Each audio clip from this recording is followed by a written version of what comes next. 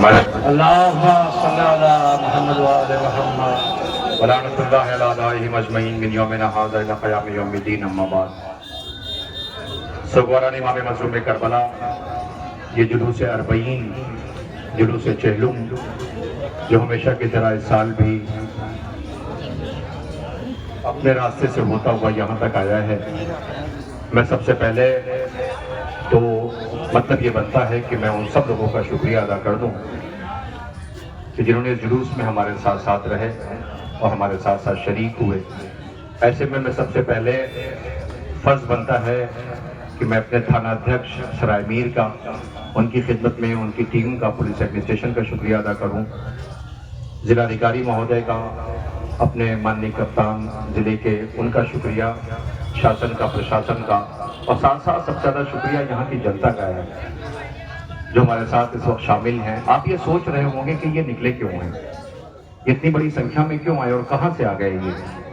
ये हुसैनी अज़ादार हैं और ये दुनिया को एक पैगाम देने के लिए निकले हैं।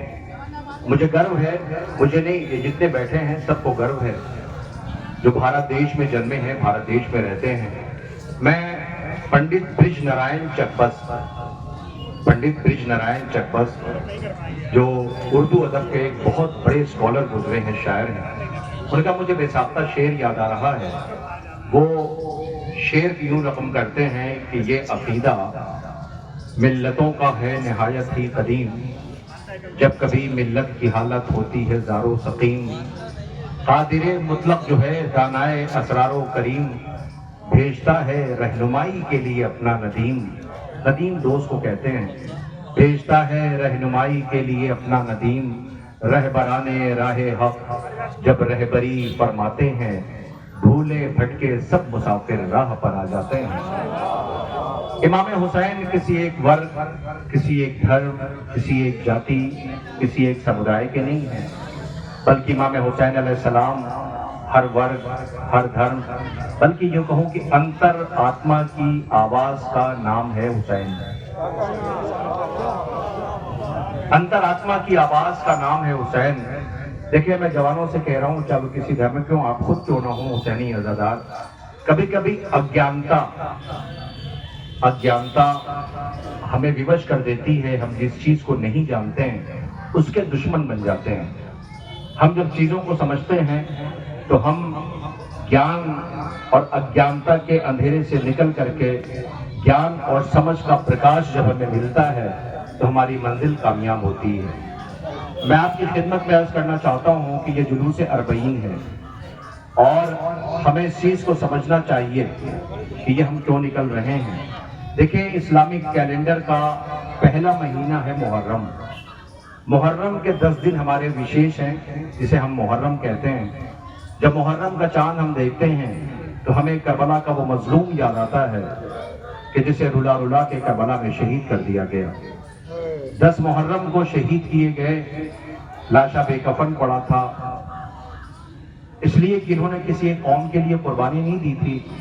लिहाजा इमाम हुसैन की शहादत पे लब्बैक कहते हुए हमारे 10 दिन विशेष हैं, जिसे हम आशूर कहते हैं। उस दिन हम सांकेतिक रूप में ताजिया उठाते हैं, करबला लेकर जाते हैं और मातम करते हैं। उसके बाद 2 महीने 8 दिन हमारे मखसूस होते हैं। ये जो है ये जुलूस चहलुम है, यानी चहलुम अरबी वर्ड है कि जिसको अगर हम परिभाषित करेंगे तो निकल के आएगा 40 दिन, यानी 40वां। ये 40वां है, इसे हम चहलुम कहते हैं। ये करबला के शहीदों की याद में। कभी कभी अज्ञानता ही हमारी दुश्मन बन जाती है।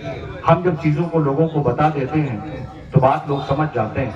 अभी कुछ जगहों पर मुहर्रम के जुलूस में 1-2 घटनाएं हुई हैं जिनका मैं यहाँ पे वर्णन करना चाहता हूँ। अभी चहलुम का जुलूस दिल्ली में निकल रहा था तो पुलिस प्रशासन से और जुलूस के कुछ नौजवानों से नोकझोंक हुई है। हालांकि मुझे विश्वास है कि जवानों को ये चाहिए था कि अपनी बात को बताएं। देखिए, शालीनता बहुत बड़ी चीज होती है। आपके अंदर शालीनता होनी चाहिए, अपनी बात कहने का तरीका होना चाहिए। अगर आपके अंदर शालीनता, साहस, नैतिकता, व्यवहारिकता होगी तो हर आदमी आपको सुनेगा। बात क्या थी जो दिल्ली में हुई? बात ये हुई कि वो खामेनाई साहब का एक पोस्टर लेकर के जुलूस में जा रहे थे। पुलिस एडमिनिस्ट्रेशन के कुछ पुलिस के कर्मियों ने कहा कि आप इसको हटा दो। उस जवान ने कहा नहीं, हम इसे नहीं हटाएंगे। अभी आपने देखा होगा सोशल मीडिया पे वायरल हो रहा है। मुझे हैरत है, अगर आपने बताया होता तो मुझे विश्वास है कि वो कभी आपको रोकते नहीं। मैं अपने सुनने वाले खासतौर से पुलिस एडमिनिस्ट्रेशन को बताना चाहता हूं कि हमने खामनाई साहब का पोस्टर आज आपको दिख रहा है, हालांकि ये हम बहुत जमाने से अपने जुलूसों में से शामिल रखते हैं, इसलिए कि वो हमारे धार्मिक गुरु हैं, वो हमारे धार्मिक गुरु हैं।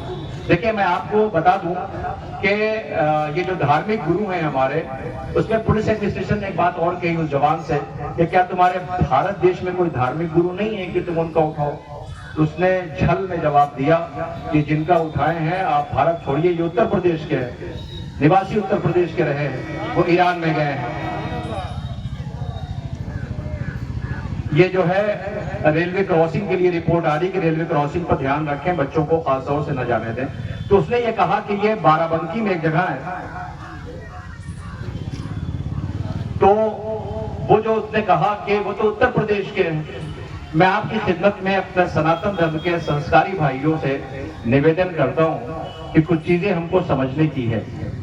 ये हम खामनाई साहब का पोस्टर या अपने जो महाराजे उज़्ज़ाम हैं, हमारे बुजुर्ग उलमा हैं, हम उनका क्यों रखते हैं? देखिए, मैं आपको यूं समझा सकता हूं, जो मैंने रिसर्च की, जो मैंने तहकीक की, मेरे सामने वो मैंने उसे नोट किया हुआ है कि हमारे देश में सनातन धर्म के जो संस्कार हैं उसको हम सलाम करते हैं। और ये मैं कहना चाहता हूं कि इस देश की अगर हम सनातन धर्म की तारीख पढ़ते हैं तो हमें पता चलता है कि आदि शंकराचार्य जी कि जिन्होंने अपने अल्प आयु में 32 वर्ष की उम्र में पूरे भारत देश का भ्रमण किया, तो उन्होंने 4 धाम स्थापित किए।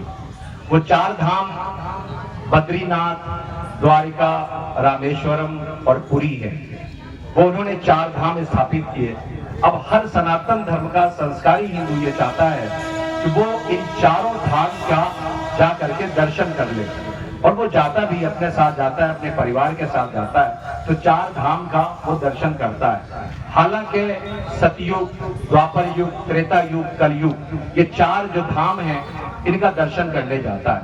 मैं आपकी खिदमत में अर्ज करूं कि जैसे सनातन धर्म के 4 धाम हैं, ऐसे ही हमारे यहाँ भी ज़ियारत करने की कुछ जगह हैं। हमारा सबसे पहले मक्का शरीफ है कि जहाँ पे खाने काबा है, मदीना है, मस्जिद अक्सा है, इराक है, ईरान है और शाम है। हमारे जो धार्मिक शिक्षाएं दी जाती हैं, जो धर्माचार्य, जैसे आपके यहाँ शंकराचार्य होते हैं, ऐसे ही हमारे यहाँ धर्माचार्य होते हैं। वो धर्म की जो हमें शिक्षा दी जाती है, वो हम उसके लिए उस जगह जाते हैं जहाँ हमारे धार्मिक इमाम जहाँ पे हैं, वहाँ पे हमें ये शिक्षा दी जाती है। आपने देखा होगा हमारे यहाँ जो मातम, जो हमारे धर्मगुरु होते हैं, वो या तो टोपी लगाते हैं या अमामा पहनते हैं, दस्तार पहनते हैं। ये हमारे यहाँ जो धार्मिक गुरु होते हैं उनकी पहचान होती है, वो वहाँ से जा करके शिक्षा लेकर के आते हैं। तो ये जो खामनाई साहब हैं, ये हमारे मराजे हैं, जिसमें इराक में, नजफ में सीसानी साहब, ईरान में हमारे खामनाई हैं। हालांकि जो इजराइल और ईरान की जंग हुई, इसमें लोगों ने पहचाना कि खामनाई है कौन। हालांकि ये इमाम हुसैन के जो आदर्श हैं, उन्हीं आदर्शों को दुनिया के सामने रखने वाला जो भी निडर होगा वो ऐसा ही होगा, क्या बात है, सुभान अल्लाह, बेखौफ होगा, वो सच्चाई और सत्य का परचम लेकर के निकलेगा। तो हम इसलिए नहीं, ये बिल्कुल दिमाग से निकाल दीजिए इस बात को कि यहाँ पे खामनाई साहब का पोस्टर लेके ऐसा तो नहीं कि इस देश के अंदर ये लोग कोई चीज कर रहे हो। ये 1400 साल से ज्यादा हो गए इमाम हुसैन का गम मनाया जा रहा है और ये इसी अंदाज में मनाया जाता रहेगा। आप पूछेंगे कि ऐसा आपके सामने कोई उदाहरण है कि जिस उदाहरण को आप यहाँ पर परिभाषित करें? बेटा पहले से कर लिया।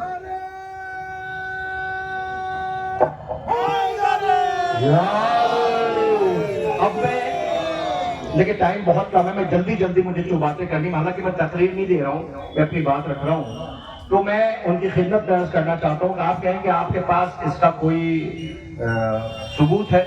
मैं कहूँगा हाँ है। वो पूछेंगे क्या है? मैं कहूँगा जाइए, आज जमाना टेक्नोलॉजी का है, जरा आप सर्च कीजिए अरबईन 2025, क्या अरबईन 2025, तो आपको निकल के आएगा इराक और करबला। वहां पे गैदरिंग पता है आपको कितनी है? इस साल हजरत अब्बास का जो हरम है, जिसे हम अतबात आलिया में से कहते हैं, वहां की जो ऑफिशियल रिपोर्ट है, इस साल तकरीबन 2 करोड़ 11 लाख, कितने? 2 करोड़ 11 लाख 525 जो ऑफिशियल रिपोर्ट है, ये अरबईन करने करबला गए। अब जरा न्यूज चैनल की जबान सुनिए, वो क्या कहते हैं? वो कहते हैं धरती के ऊपर एक चमत्कार देखा गया जो अलौकिक था। धरती पे एक ऐसा चमत्कार देखा गया कि जो हमारे लिए अविश्वसनीय है। क्या ऐसा हो सकता है? दुनिया के जितनी गैदरिंग होती है 2 करोड़ 11 लाख 523, उसमें सब शिया नहीं है, सुन्नी भी हैं, हिंदू भी हैं, ईसाई भी हैं। आपको वहां की बात जो मैं बताने जा रहा हूं, इतनी बड़ी संख्या में अगर किसी मुल्क में कोई पहुंच जाए तो वो मुल्क मालामाल हो जाएगा। लेकिन हुआ क्या? इराक जो जंगों से जूझ रहा है, वहां पे पूरी साल मजदूरी करने वाला इंसान अपने पूरे साल की कमाई को लेकर सड़क पे बैठ गया। हर आने वाले मेहमान को देवता समझने लगा और उसने इमाम हुसैन के नाम पे अपने पूरी साल की कमाई लुटा दी। अब मुझे जरा सा कहने दीजिए कि ये दुनिया की इकलौती गैदरिंग है, ये दुनिया का इकलौता जमावड़ा है कि जहां पे 86 किलोमीटर पैदल चल करके नजफ से करबला जा रहे हैं। ऐसे मौके पर जब बड़ी गैदरिंग होती है तो लोग लूटने का काम करते हैं। पानी बिकता है, खाना बिकता है, कपड़ा बिकता है, जरूरत के सामान बिकते हैं। लेकिन सलाम है हुसैन को कि 2 करोड़ 11 लाख से ज्यादा की जनता पहुंच गई। वहां पानी बिक नहीं रहा है, पानी बट रहा है, खाना बट रहा है, लिबास बट रहा है। इसका मतलब दुनिया को एक संदेश दिया जा रहा है कि इमाम हुसैन का अनुयायी लूटने वाला नहीं, लुटाने वाला है। जिंदाबाद जिंदाबाद जिंदाबाद मुर्दाबाद। देखिए वक्त कम है, दिन तो बहुत है। मैं गुजारिश कर रहा हूं, इस वक्त मेरे पास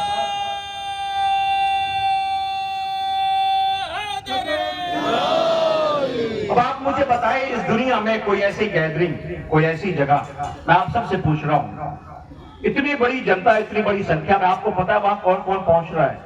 दुनिया के बड़े बड़े अनुष्ठान, उनके जनक, बड़े बड़े इंडस्ट्रियलिस्ट, बड़े बड़े लोग। आपको कोई ऐसी जगह देखी है कि जहां पर उद्योगपति, सुन रहे ना, उद्योगपति मजदूरों का पैर दबाए? ये करबला है कि जहां पर मजदूरों का पैर उद्योगपति दबा रहा है। बड़ी बड़ी शख्सियतें जिनको दुनिया सलाम करती है, वो दबे कुचले हुए, वहां कोई गरीब नहीं, कोई अमीर नहीं, कोई पैसे वाला नहीं। आपको पता है 110 मुल्क ममालिक, तकरीबन 1 लाख से ज्यादा की रिपोर्ट सिर्फ इंडिया से जाने वाले लोगों की है। और खास बात तो इस साल ये 2025 की रही कि 2025 में अरबईन और 15 अगस्त ये दोनों एक दिन पड़ गया। चेहलुम और 15 अगस्त यानी यौम आजादी। तो ये याद रखिएगा, हिंदुस्तान से कम 1 लाख तिरंगा करबला पहुंच गया। अपने कंधों पर ये तिरंगा लिए हुए दुनिया को संदेश ये दे रहे थे कि इमाम हुसैन का एक पैगाम है कि आजादार बनना और मुल्क के वफादार बनना, आजादार बनना और मुल्क के वफादार बनना, ये पैगाम लेकर के गए हैं और वहां से लेके आए हैं। दूसरी बात, इमाम हुसैन का मानने वाला मजलूम के साथ, इसलिए कि हजरत अली ने कहा था कि तुम्हारे 2 भाई हैं, 2 भाई। हम इस्लामिक शिक्षा की बात कर रहे हैं। 2 भाई हैं, एक है तुम्हारा धार्मिक भाई और एक है तुम्हारा सामाजिक भाई। एक वो है जो तुम्हारा धार्मिक भाई है, हजरत अली की जो गवर्नेंस है, आपने जो हुकूमत संभाली, तो दो दिया आपने, एक तुम्हारा धार्मिक भाई है, एक तुम्हारा सामाजिक भाई है। याद रखना, अगर तुमने दो आंखें की तो कुछ काम ना आएगा। धार्मिक भाई को धार्मिक भाई का अधिकार, सामाजिक भाई को सामाजिक भाई का अधिकार देने में कभी न करना। और ये याद रखना, जिस समाज में रह रहे हो उसका अधिकार है, उसके कानून का उल्लंघन नहीं करना। अगर अभी ये पुलिस एडमिनिस्ट्रेशन हमसे कह दे कि नहीं आप सड़क खाली करिए जाइए, तो हमारी जिम्मेदारी बन जाती है कि हम इस मुल्क के कानून को फॉलो करते हुए हम फौरन सड़क को छोड़ दें। इसलिए छोड़ दें कि हमारा पुलिस प्रशासन जब ये जागते हैं तब हम सोते हैं। ये जो हमारे रक्षाकर्मी हैं जो सरहदों पे बैठे हुए हैं, जब ये जागते हैं तब हम सोते हैं। हम सब इन्हें सैल्यूट करते हैं, हम सब इन्हें सलाम करते हैं, इसलिए कि हमारी नैतिकता की जिम्मेदारी। और बड़ी बात, इस पूरे करोड़ों की संख्या में जो लोग पहुंचे हैं, कोई चोरी नहीं, कोई छिनौती नहीं, कोई डकैती नहीं, कोई कुचला नहीं गया, कहीं भगदड़ नहीं हुई, कोई रोटी के लिए नहीं कह रहा मुझे रोटी नहीं मिली, कोई ये कह रहा है मुझे पानी नहीं मिला, कोई ये कह रहा है मुझे आराम नहीं मिला। आप जरा देखें, इसका मतलब कि वहां सुरक्षा कर्मी के साथ साथ जो नैतिकता की जिम्मेदारी लोग अपने कंधों पे लिए हुए थे, यही पैगाम है। अगर देश का हर नागरिक नैतिकता की जिम्मेदारी ले लेगा तो वो देश भी तरक्की करेगा, वो समाज भी तरक्की करेगा। यही हम सड़कों और चौराहों पे लेकर के निकलते हैं। आखिरी एक दो बातें मुझे और करनी है, मुझे नहीं पता कि कितनी देर मुझे लग रही है। मैं माननीय थानाध्यक्ष महोदय का शुक्रिया अदा करते हुए एक दो पैगाम और। आप ये पूछेंगे कि ये धर्म क्या है, ये धर्म के नाम पे ये उन्माद कैसा, ये फसाद कैसे, ये पुलिस एडमिनिस्ट्रेशन को पसीने क्यों आ जाते हैं जब ये धार्मिक जुलूस निकलते हैं। सबसे ज्यादा ये परेशान होते हैं जब कोई धर्म का जुलूस निकलता है। हालांकि होना ये चाहिए कि जब धर्म के जुलूस निकले तो इनको सुकून की सांस लेनी चाहिए। अगर कोई नारे तकबीर कह करके जुलूस लेकर के निकल रहा है तो सुकून होना चाहिए, अरे ये अल्लाह अकबर कह रहा है, ये उसका मानने वाला है, ये किसी को तकलीफ और दुख नहीं पहुंचाएगा। कोई अगर जय श्री राम कह करके निकल रहा है तो जय श्री राम मतलब समझ रहे हैं आप, क्या सम्मान है, क्या इज्जत है, क्या वकार है इसका मतलब कि जहां भगवान राम का नाम लिया जाएगा वहां सबको इंसाफ मिलने वाला है। हर धर्म के नारे अपने होते हैं, उन नारों को हमें पालन करना चाहिए। ये धर्म अलग अलग क्यों? मैं जल्दी से आपके सामने एक परिभाषा देना चाहता हूं। बनाने वाले का नाम है ईश्वर, उसके नाम अनेक है, अल्लाह, गॉड, भगवान, ईश्वर, अलग अलग नामों से लोग याद करते हैं। आपको किसने बनाया? उसने। ये पेड़ उसने, नदियां उसने, हवाएं उसने, पक्षी उसने, पेड़ पौधे उसने। क्या कभी आपने किसी पेड़ के पास गया, उसने कहा कि नहीं मैं तुम्हें फल नहीं दूंगा इसलिए कि तुम मुसलमान हो, तुम हिंदू हो, तुम ईसाई हो? कभी किसी नदी में गया, उठा के उसने फेंक दिया, बाहर जाओ तो फला धर्म के मानने वाले हो? कभी किसी परिंदे ने आपके आंगन में बैठने से मना किया कि नहीं तुम्हारे आंगन में नहीं बैठेंगे? अरे कैसे हो? सूरज ने रोशनी दी, धर्म देख के नहीं दी, हवाएं चली, धर्म देख के नहीं चली, फल आए, धर्म देख के नहीं आए, फूल खिले, धर्म देख के नहीं आए। तो जब उसने सबको सबके लिए बनाया है तो ये धर्म भी तो सबके लिए होना चाहिए। तो ये धर्म अलग अलग क्यों है? मैं गुजारिश कर रहा हूँ, शायद पीछे एक एम्बुलेंस रुकी हुई है, मैं आप सबसे गुजारिश कर रहा हूँ जरा सा किनारे हट जाए। अगर देख रहे इमरजेंसी है, इमरजेंसी, हालांकि एम्बुलेंस का मतलब ही इमरजेंसी होता है। मैं तकरीर को रोक करके सबसे पहले चाहूंगा एम्बुलेंस निकाल दी जाए। मैं गुजारिश कर रहा हूँ सबसे पहले आप जवानों से, आप अपने मकाम पर रुके रहे, मुझे बहुत जरूरी पैगाम अभी बाकी रह गया जो मुझे देना है। मैं गुजारिश कर रहा हूँ पहले एम्बुलेंस को निकल जाने दें। मेरी गुजारिश है, एम्बुलेंस है, उस एम्बुलेंस को निकल जाने दें। एक तरफ से रास्ता दे दें, एक साइड से। जवानों, हुसैनी आजादारों आगे बढ़ो और बढ़ करके इस एम्बुलेंस को निकल जाने दो, ताकि इसके अंदर के जो मरीज जिसे फौरन इलाज की जरूरत होगी, और दुआ करो कि खाली करे इसमें जो मरीज है वो सकुशल अपने घर लौट के आए, ईश्वर उसे सेहत अता करे, वो खुशी खुशी सेहत के साथ अपने घर लौट के आए। मुझे विश्वास है कि अगर इसके मरीज है तो हम हुसैनी आजादार दुआ करते हैं कि मालिक करे, अगर बेटा है तो माँ बाप से मिल जाए, किसी बहन का भाई है तो खुशी खुशी घर लौट के बहन के पास पहुंच जाए। किसी का परिवार, हम रो रहे हैं करबला में भाई को बहन से अलग कर दिया गया, बाप को बेटे से अलग कर दिया गया, ये हम उसी गम को मना रहे हैं। मैं गुजारिश कर रहा हूँ 20 से जगह दे दें, अगर आप 20 से सिर्फ जगह दे देंगे तो 20 से रास्ता हो जाएगा और एम्बुलेंस निकल जाएगी। मेरी गुजारिश है जल्दी से एम्बुलेंस को निकल जाने दें। आप सबसे इल्तमास से गुजारिश है, ये एम्बुलेंस के लिए 20 से रास्ता दे दें। और मुझे सिर्फ एक तो पैगाम जल्दी से लेना है, और ताकि मैं चाहता हूं कि ये जुलूस अपने निर्धारित मार्ग से होता हुआ गुजर जाए।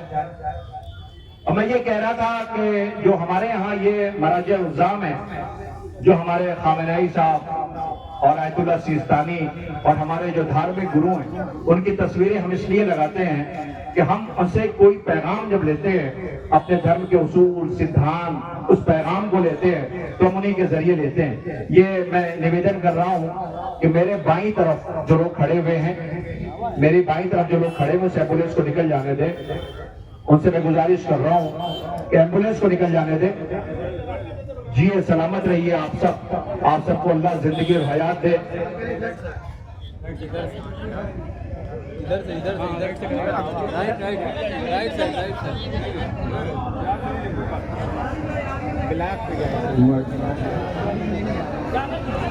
ये मरीज नहीं रेलवे की तरफ से जाएंगे, मरीज लेने जा रहे हैं। ये मरीज इसमें है नहीं, मरीज को लेने के लिए जा रहे हैं। तो ये रेलवे क्रॉसिंग की तरफ से जाएंगे। जो माइक की गाड़ी है और ये जो सभी लगी इसे किनारे कर ले, और आप सब जल्दी से बैठ जाए। मुझे बस 5 से 7 मिनट का समय दे दें ताकि मैं अपनी बात जल्दी से आपके सामने रख दूं। मेरी गुजारिश जल्दी से आप बैठ जाए। आप सबसे तमाम से नारा सलवात पढ़ लें।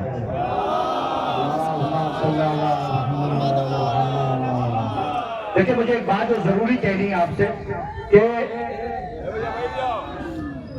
आप सब गौर करें कि ये जो हमारे बनाने वाला मालिक जो है ना, जो ईश्वर जिसे भगवान कहते हैं, अल्लाह कहते हैं, गॉड कहते हैं, सबके सामने वही शीश नवाते हैं। हमने तो अपने इस भारत देश की धरती पर, अपनी मातृभूमि पर, अपनी पाठशालाओं में, मदरसों में, धर्मस्थलों में जो पढ़ा है, स्कूलों में जहां हमें शिक्षा दी जाती है, वहां हमें एक प्रेयर सिखाई गई थी कि जिसने सूरज चांद बनाया, जिसने तारों को चमकाया, जिसने सारा जगत बनाया, हम उस ईश्वर के गुण गाएं, उसी के आगे शीश नवाएं। तो ये जो हमारे खालिक ने, हमारे क्रिएटर ने, मालिक ने सिखाया है, बस मैं एक पैगाम अपने सुनने वालों तक पहुंचाना चाहता हूं। गौर से सुनिएगा। ये जो लोग बैठे हुए हैं, इसमें मुझे नहीं पता कि इसमें महेश कौन बैठा है, इसमें महमूद कौन बैठा है, इसमें जो है वो ईसाई मजहब का कौन बैठा है, इसमें सरदार कौन बैठा, मुझे नहीं पता। लेकिन मैं आपसे पूछता हूं कि इनमें से अगर मैं किसी से कहूं भाई खड़े हो, चलो डॉक्टर के पास चलो, या मान लीजिए किसी को डॉक्टर के पास जाना हो और बहुत इमरजेंसी भी, एम्बुलेंस देखा आपने, अगर फौरन लेकर के जाए तो सबसे पहले डॉक्टर कहेगा नहीं, इसके फौरन जो है वो ऑब्जर्वेशन की जरूरत हो, देखना है किसी बीमारी क्या है, उसे सांस लेने में दिक्कत हो रही थी। डॉक्टर ने कहा इसे फौरन मशीन के अंदर, MRI मशीन में डाला गया। अब मुझे बताइए, MRI मशीन पहले पूछेगी कि तुम हिंदू हो, तुम मुसलमान हो, तुम सिख हो। अगर हिंदू होगा तो उसका हार्ट इतना बड़ा होगा, मुसलमान होगा तो उसके हार्ट का वेट अलग होगा, ईसाई होगा तो उसका लंग्स का वेट अलग होगा। अच्छा, ब्लड के लिए कभी ऐसा सुना आपने कि कोई जान जा रही हो, उससे कहा गया हो कि हमें ब्लड की जरूरत है, नहीं हमें मुसलमान का दूध वो चाहिए खून, हमें हिंदू का खून चाहिए? नहीं, मालिक ने जो हमारी बॉडी की, शरीर की संरचना बनाई है, वो एक जैसी बनाई है। उसमें अगर डिस्टर्ब होता है तो डॉक्टर कहता है ये बीमार है। समझे आप? डॉक्टर कहता है अगर शारीरिक संरचना में हमारे आई बॉल्स, लंग्स, फेफड़े, हार्ट है ना, किडनी, ये सब का वेट मालिक ने एक जैसा रखा है। उसी को देख के रेडियोलॉजिस्ट रिपोर्ट लिख देता है कि ये बीमार नहीं, ये सेहतमंद है। उसमें अगर डिस्टर्बेंस होता है तो कह देता है बीमार है। समझे आप? जब बनाने वाले ने एक जैसा बनाया है तो हम ये हिस्सों में क्यों तकसीम हो रहे हैं? होने की जरूरत नहीं। तो आप पूछेंगे ये धर्म अलग अलग क्यों है, इनके नाम अलग अलग क्यों है? याद रखना, उस मालिक ने बनाने के बाद किसी को काला, किसी को गोरा, किसी को लंबा, किसी को नाटा, सबके भौगोलिक दृष्टि से सबकी पहचान अलग अलग कर दी। क्यों? इसलिए कि तुम एक दूसरे को पहचान सको। आप पूछेंगे क्यों? एक घर में अगर 5 भाई हो और सारे भाई का नाम आप दिनेश रख दीजिए, ये सबका नाम आप अहमद रख दीजिए। अगर माँ बाप किसी को बुलाएंगे दिनेश, तो सारे वो 5 बच्चे दौड़ाएंगे, अहमद सारे बच्चे दौड़ाएंगे। इसका मतलब माँ बाप ने नाम अलग अलग रखा है इसलिए कि तुम्हारी पहचान हो सके। समझे आप? धर्म के नाम तो अलग अलग हो सकते हैं लेकिन सबकी जो तालीम और शिक्षा है वो एक है। एक ही माहौल के पढ़े हुए, एक ही तरीके से पढ़े हुए। इसका मतलब धर्म हमें जो है वो अनेकता में एकता सिखाता है, भाई भाई से लड़ता नहीं है। जो लड़ेगा उसे समाज कहेगा कैसा घर है। इसका मतलब नैतिकता और हमारे आदर्श, हमारे संस्कार ही हमारी सबसे बड़ी पहचान है। उसी को हमें कायम रखना है, उसी को हमें बाकी रखना है, उसी को हमें बचाए रखना है। ये सबसे बड़ा पैगाम है हमारी उसका। और मैं आपकी खिदमत में अर्ज करूं और एक बात कहूं कि जितने आजादार इस वक्त बैठे हुए हैं, मैं एडमिनिस्ट्रेशन से ओपन चैलेंज कर रहा हूं। Open challenge, open challenge. एक तो बात हो गई, मालिक ने नाम अलग अलग रख दिए धर्म के, लेकिन पहचान सबकी एक जैसी रखी है। जब उसने सब एक जैसा बनाया है तो हम अलग अलग हिस्सों में, देखिए समाज का अपना ताना बाना। अरस्तु बहुत बड़ा फिलोसफर है, उसने कहा कि मनुष्य एक सामाजिक प्राणी, वो समाज में रहना चाहता है। जो समाज से ऊपर हो, या तो वो देवता होगा या फिर वो जानवर होगा। देखिए धर्म का काम क्या है? एक जानवर सड़क पे अगर जा रहा हो तो आप उसे क्या कहेंगे? ये पालतू है। अगर वो पालतू ना हुआ तो उसे क्या कहा जाएगा? क्या कहते हैं? आवारा, यही कहा जाता है ना, आवारा पशु। अक्सर आप न्यूज चैनल्स में रिपोर्ट्स में देखते हैं आवारा। देखिए जो बंधन से बंधा होता है, जो बंधन से बंधा होता है वो जिंदगी अच्छी जीता है, और जो आवारा होता है वो आप जानते हैं। ये धर्म जो है इंसान को एक बंधन में बांधने का काम करता है, और ये बंधन में बांध करके आपको उस रास्ते पर ले जाना चाहता है जहां नैतिकता, इंसानियत, मानवता हो। मेरा ख्याल है कि बहुत ज्यादा टाइम हो गया है। मैं एडमिनिस्ट्रेशन से प्रयास करते हुए, चूंकि लोगों को दिक्कत हो रही, बस आखिरी बात खत्म करके मैं कहना चाहता हूँ, आप सबका शुक्रिया, डिस्ट्रिक्ट एडमिनिस्ट्रेशन का शुक्रिया, प्रशासन का शुक्रिया, आप सबका शुक्रिया। इमाम हुसैन की शहादत का ये गम, इमाम हुसैन की मजलूमी का ये गम, करबला के मजलूमों का ये पैगाम हम देने के लिए निकले हैं। हालांकि एडमिनिस्ट्रेशन ने रोके रखा है, लेकिन लोगों को दिक्कत हो रही है। हमें वो पैगाम नहीं पहुंचाना, हमें वो बात नहीं करनी कि जिससे किसी को दिक्कत हो। बस ये कहने निकले हैं कि ये हमारा त्योहार नहीं है, ये पर्व नहीं है, बल्कि ये आजादारी करबला के मजलूमों की है।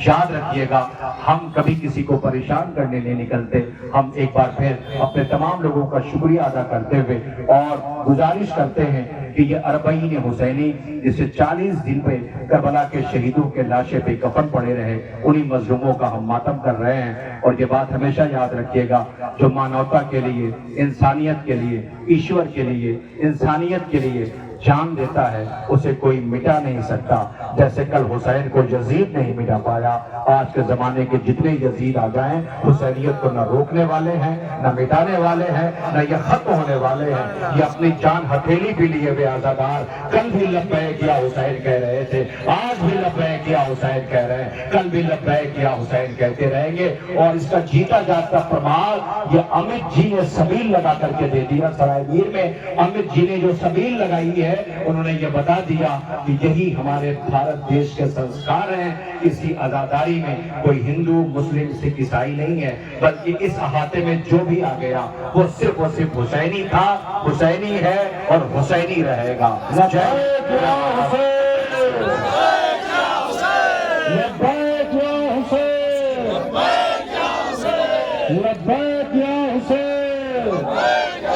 एक बार फिर अपने माननीय थानाध्यक्ष महोदय, जिले के पुलिस कप्तान महोदय, जिलाधिकारी महोदय, यहाँ के सम्मानित जनता का शुक्रिया। हालांकि तकरीर भी